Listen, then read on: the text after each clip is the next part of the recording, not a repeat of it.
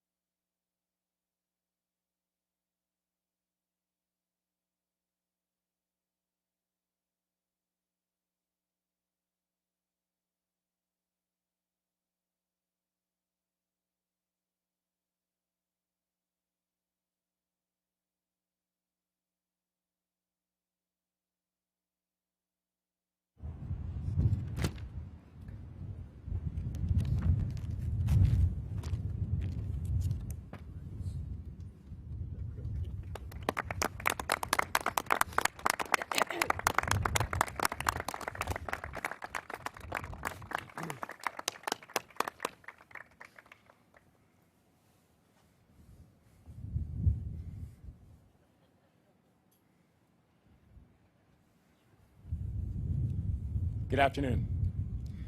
Mr. President, on behalf of 6.3 million Marylanders, welcome back to Baltimore.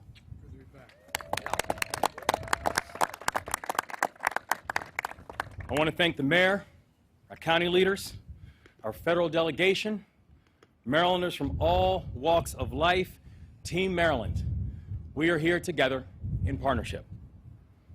And today, and every day, we are thinking of the 6 victims of the Key Bridge collapse and their families.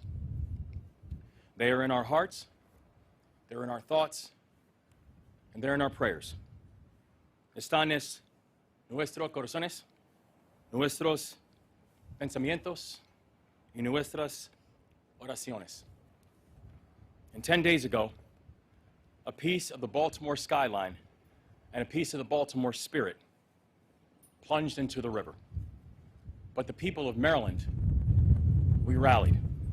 And I tell you, Mr. President, the city of Baltimore is stronger today than ever before.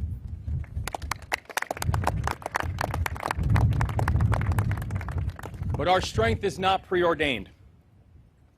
Marylanders have spent weeks, months, and years focusing on what unites us.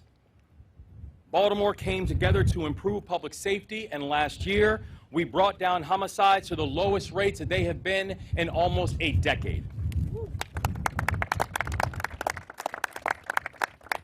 Baltimore came together to drive growth, and this year, we have one of the fastest growing economies in the nation. The hardworking people of Baltimore have been training for this moment, even if we didn't know it. Our unions, our first responders, our government leaders, our village elders, our business community, all of us have forged uncommon bonds, and partnership is what we do here. And partnership will help us to rebuild the bridge and win this moment. Today, we launch a new partnership with leaders in the public and the private sectors. It is called the Maryland Tough, Baltimore Strong Alliance. The alliance is made up of leaders who are doubling down on their commitment to the city and their commitment to this state. Many have agreed to not lay off employees. Many have agreed to return to Baltimore even if they need to move somewhere else temporarily. And all have agreed to help us build a better future. Foundations, businesses, sports teams, community champions have committed a combined $15 million thus far to support our workers and our neighbors in this moment. The alliance is over 50 members strong, and we are only getting stronger. Maryland is building a table that is large enough to include everybody, from our federal partners to our nonprofit leaders to our entrepreneurs to our port workers. And this morning, I signed an executive order to provide $60 million in financial relief for workers and businesses that have been impacted by the Key Bridge collapse.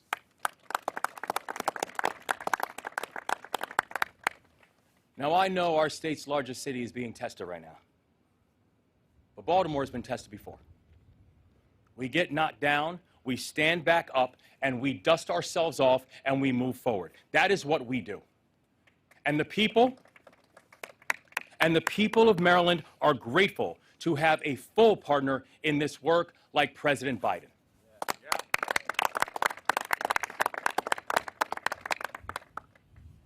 I received my first call from the White House at around 3 a.m. on the day of the collapse. And every hour since, we've worked hand in hand with this administration. President Biden might not be a Marylander by birth, but I tell you, he's proving what it means to be Maryland tough and Baltimore strong. The President stood with us in the first 100 days of our administration to announce historic funding for the Frederick Douglass Tunnel. And he stands with us today to help the families clear the channel, lift our people, and rebuild this bridge.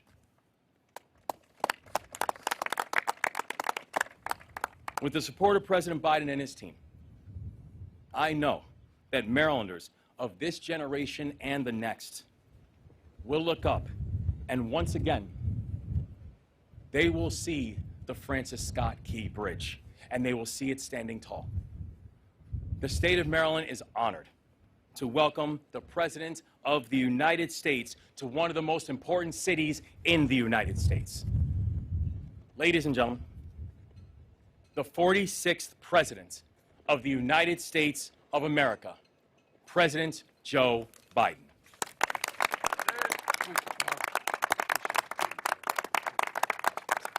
Thank you, thank you, thank you. Please, please, thank you.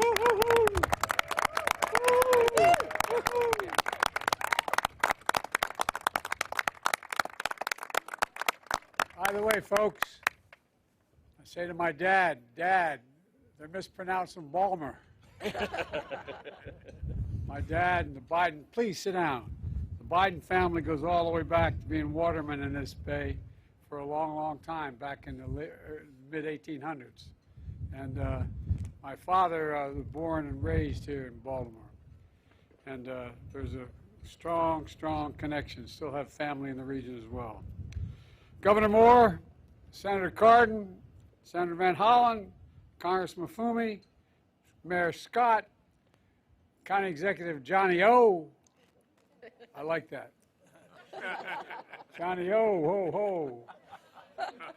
To all the military members and first responders, and most importantly, the people of Maryland, I'm here to say your nation has your back, and I mean it. Your nation has your back.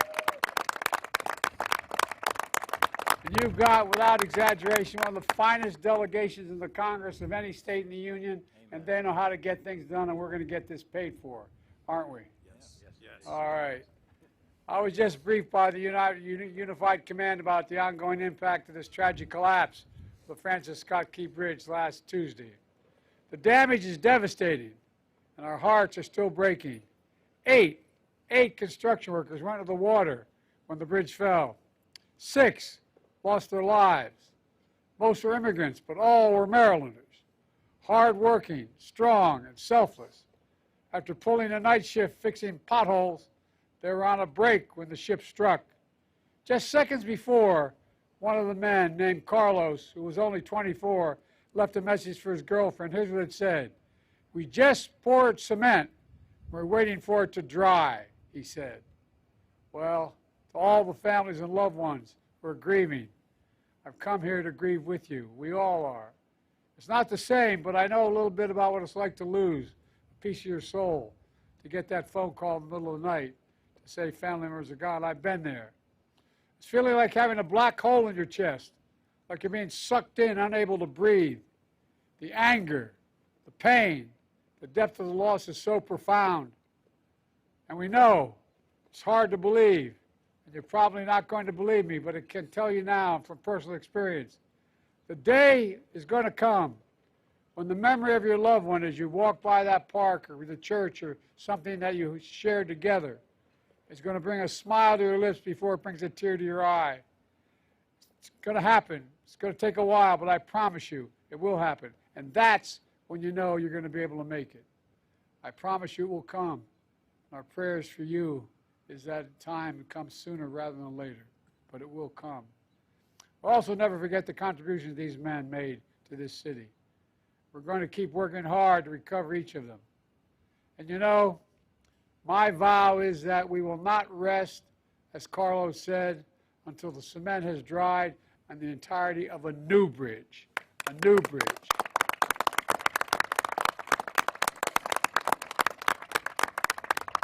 Earlier this afternoon, we took an aerial tour and survey of the wreckage. You know, from the air, I saw the bridge that's been ripped apart. But here on the ground, I see a community that's been pulled together. I want to thank you all, the first responders, the port workers, state and local officials, who sprang into action before dawn, who've been here ever since. And we did talk, I think it was 2 or 3 in the morning. You were out here. You were here. Within minutes of the collapse, the U.S. Coast Guard arrived on the scene. Within hours, I ordered personnel from the Army Corps of Engineers, the Navy, the Department of Transportation to assist in every way possible. Within a day, we stood up a unified command. In the weeks to come, I want you to know we're going to continue to have your backs every step of the way. I guarantee you. I guarantee you. First is our priority to reopen the port. This is one of the nation's largest shipping hubs. And it's the top port in America, both in importing and exporting of cars and light trucks, the #1. Simply put, the impact here has a significant impact everywhere, up and down the coast and around the country. Thousands of tons of mangled steel remain lodged in the water, blocking ships from moving in and out of the harbor. I've directed the Coast Guard, the Navy, and the Army Corps of Engineers, who are, by the way, the finest engineers in the world, and the state officials to work together to help remove this steel as quickly as possible and as safely as possible. So far, our team has been able to clear 2 small channels for essential ships, helping clear the wreckage. And yesterday, the Army Corps announced that by the end of April, they'll be able to open the 3rd channel for some commercial traffic, including car carriers. And by the end of May, we'll open the full channel, the full channel.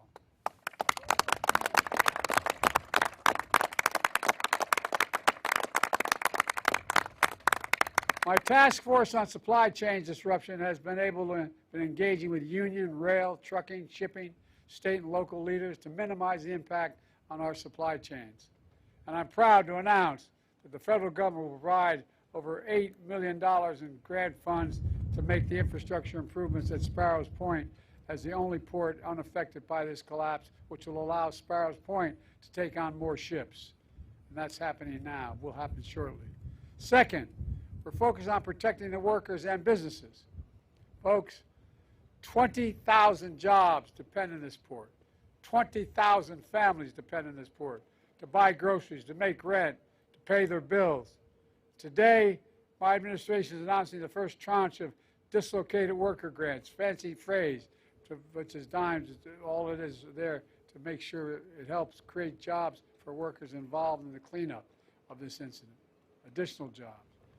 My Small Business Administration has also issued a disaster declaration, which will allow the SBA to offer low-interest loans for small businesses impacted by the collapse in order to keep things moving. The state, the city, the county are also stepping up in impressive ways to help workers and businesses who have been affected by this disaster. But folks, we all need to step up. Amazon, Home Depot, Domino Sugar, and many other companies all rely on this port. And they have committed to keep workers and payrolls on their businesses in Baltimore and move as quickly and clearly as possible to change the channel. I'm calling on every company at and around the port to do the same thing, the same exact thing, commit to stay. And the customers who use this port, we're coming back. We're coming back soon. Folks, finally, we're going to move heaven and earth to rebuild this bridge as rapidly as humanly possible. And we're going to do so with union labor and American steel. For a simple reason, they're the best workers in the world, and that's not hyperbole. Every day, over 30,000 vehicles traveled across this bridge. And I was one of those people. I commuted every day from Delaware for 36 years to Washington, D.C., back and forth, and about 1/4 of that time by automobile. I've been to every part of this port. Folks, we now face a question no American should ever have to ask. How will I get to work? How will I go to school? How will I get to a hospital? Response, everyone, including Congress, should be asking only one question, and they're going to be asked a question by your delegation. How can we help? How can we solve that problem? My administration is committed, absolutely committed, to ensuring that the parties responsible for this tragedy pay to repair the damage and be held accountable to the fullest extent the law will allow. But I also want to be clear. We will support Maryland and Baltimore every step of the way to help you rebuild and maintain all the business and commerce that's here now. As the governor can tell you, within hours of the Maryland request, we approved $60 million in emergency federal funding. I fully intend, as the governor knows, to have the federal government cover the cost of building this entire bridge, all of it, all of it. As we've done in other parts of the country in similar circumstances. When I stand here, I call on Congress to authorize this effort as soon as possible. Let me close with this. This port is over 300 years old. As a matter of fact, as I said, my great-great-grandfather worked here as a waterman in this bay. This port is older than our republic, and it's been through tough times before. During the War of 1812, a young Marylander named Francis Scott Key, to whom the bridge was named after, sat in a boat in this very harbor, and he watched the British troops launch an attack after attack on American forces. But as the dawn broke, we saw the American flag still flying. Baltimore was still standing, and our nation, as he rode in the Star-Spangled Banner, had made it through a perilous fight. Folks, this is going to take time, but Governor Moore, Senator Cardin, Senator Van Hollen, Congressman Mafumi, Mayor Scott, County Executive Johnny O, and others are going to rebuild this bridge as rapidly as possible. And folks, we're determined to come back even stronger. We're the only nation that's gone through every crisis that we've had. We've come out stronger than we went in, and we're going to do it here as well. And once more, to make this perilous challenge. You know, because we're the United States of America, there's nothing beyond our capacity when we do it together. Think about that. Remember who we are. We're the United States of America. Nothing is beyond our capacity. May God bless you all, and may God protect our troops, our first responders, and all those who gave their soul. Thank you, thank you, thank you.